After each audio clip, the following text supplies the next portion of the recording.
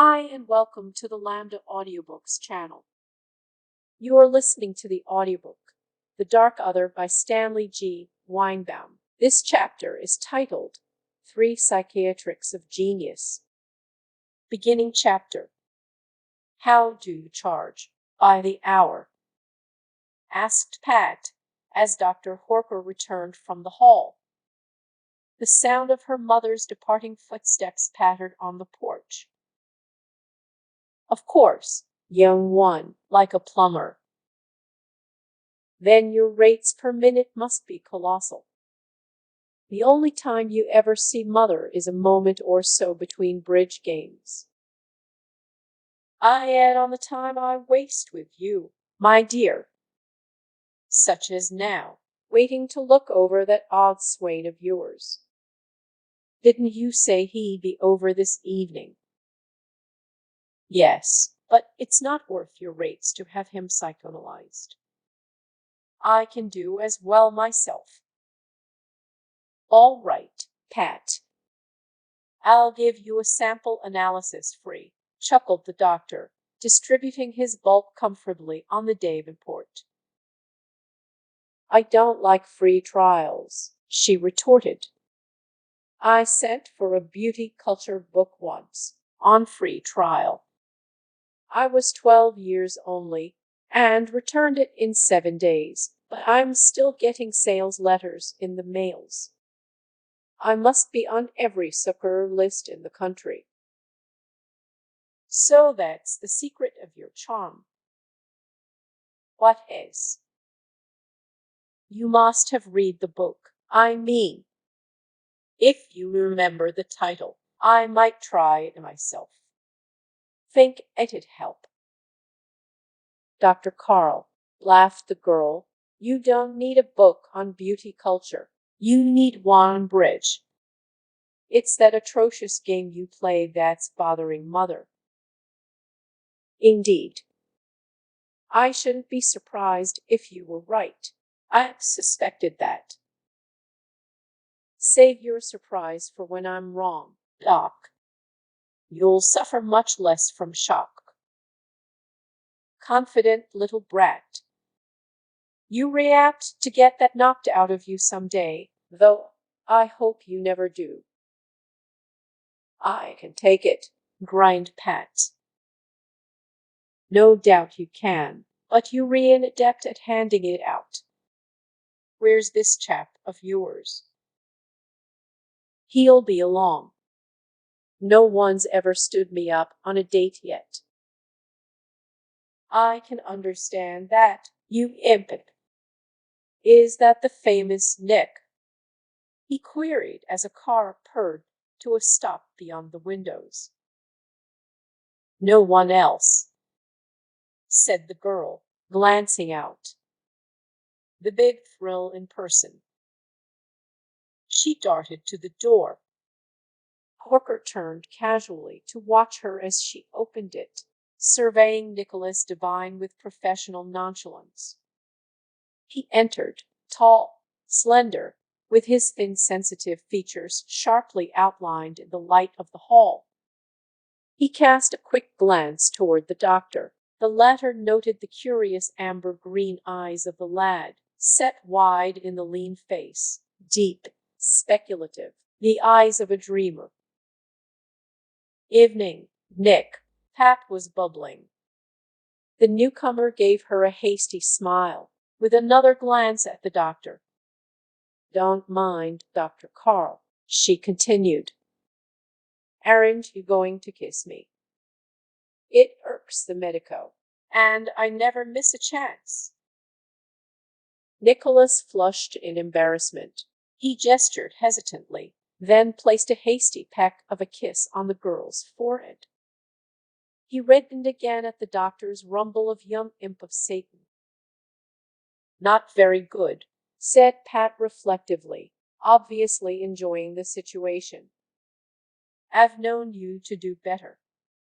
She pulled him toward the arch of the living room. Come meet Dr. Horker.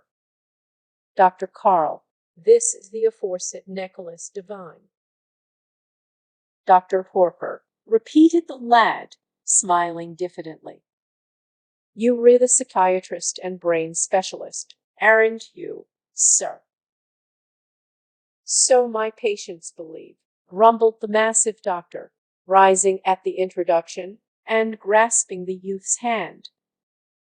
And you're the genius Patricia has been raving about. I'm glad to have the chance of looking you over. Nick gave the girl a harassed glance, shifting uncomfortably and patently at a loss for a reply. She groaned mischievously.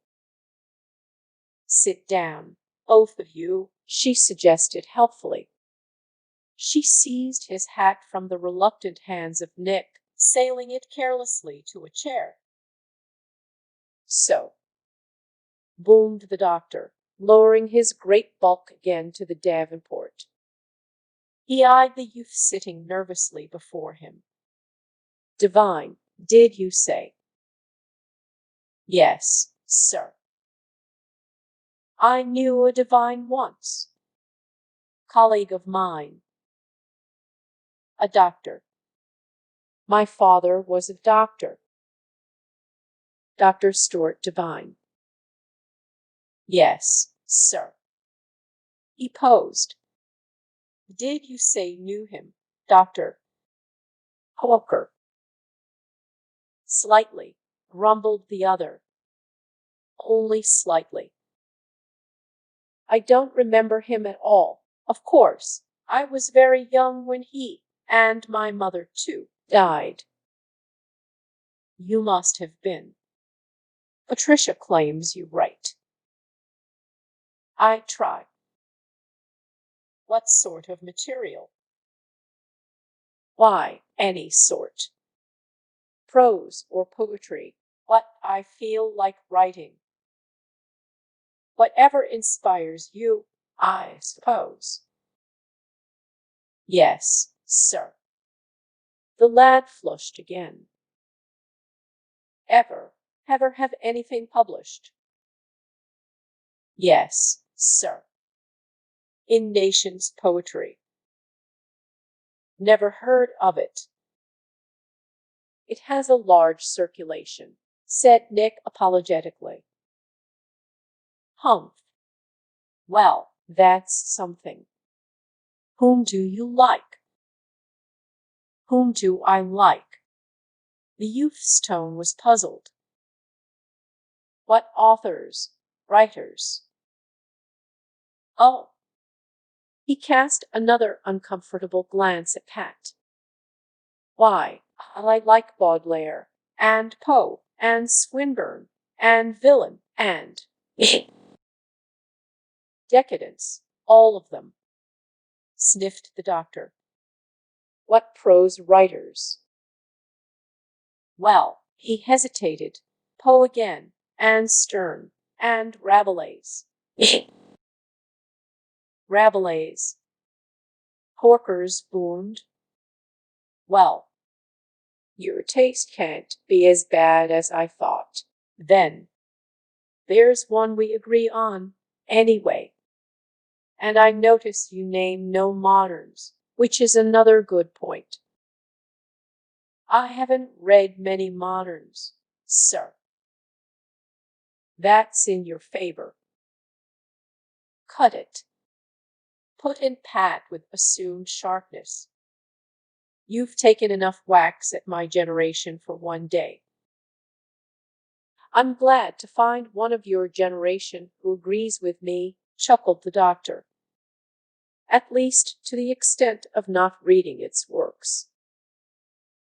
I'll teach him, grinned Pat.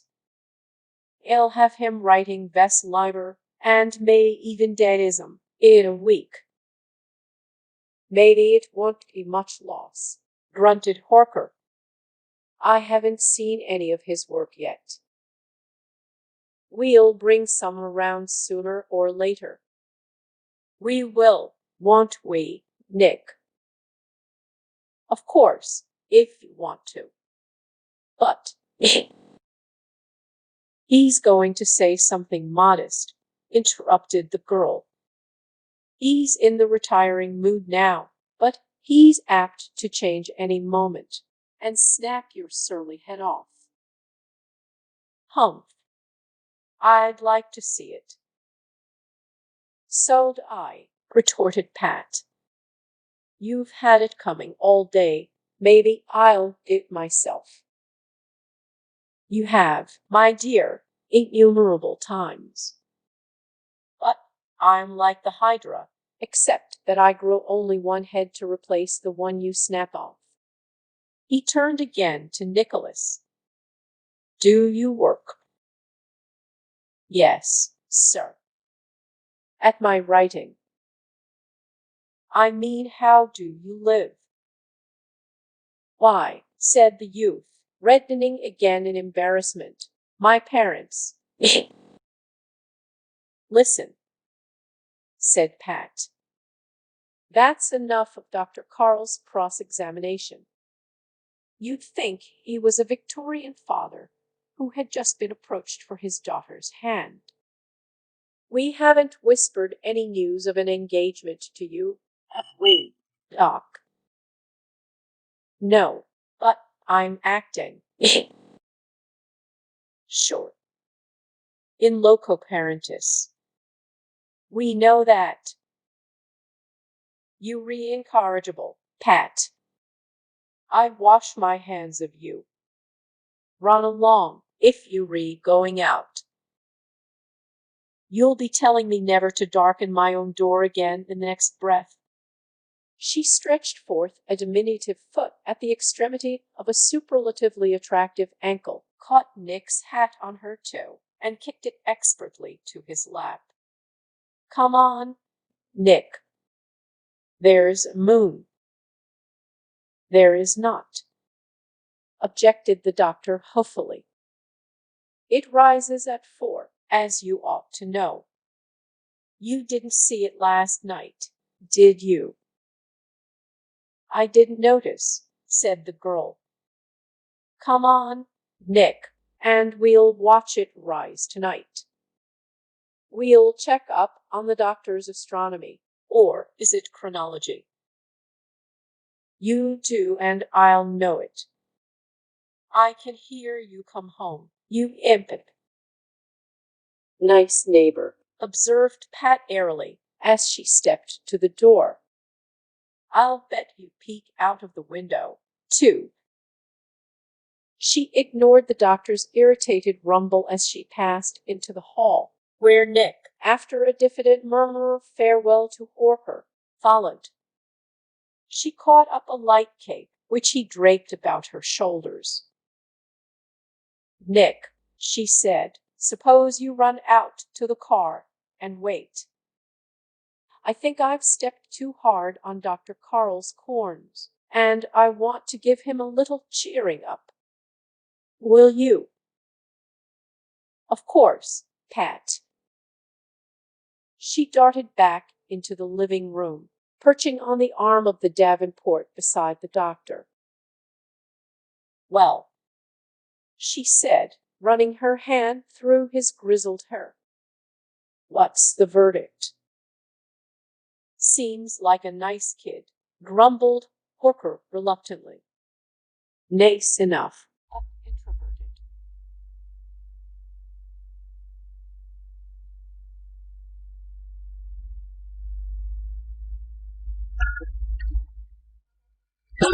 Repressed, and I shouldn't be surprised to find him antisocial.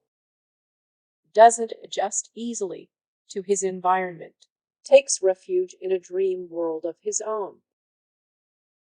That's what he accuses me of doing, grined Pat. That all you've got against him? That's all, but where's that streak of mastery you mentioned? You lead him around on a leash. It didn't show up tonight. That's the thrill, the unexpectedness of it. Ah, you must have dreamed it. There's no more aggressiveness in that lad than in Coco, your canary. Don't you believe it, Dr. Carl? The trouble is that he's a genius. And that's where your psychology falls flat. Genius, said the doctor oracularly, is a sublimation of qualities. I'll tell you tomorrow how sublime the qualities are, called Pat as she skipped out of the door. End of chapter. Thank you for listening. If you enjoyed this video, please hit the like button. If you are interested in hearing more audiobooks, subscribe and turn on the notifications to get fresh daily audiobook chapters from Lambda Audiobooks. Until next time.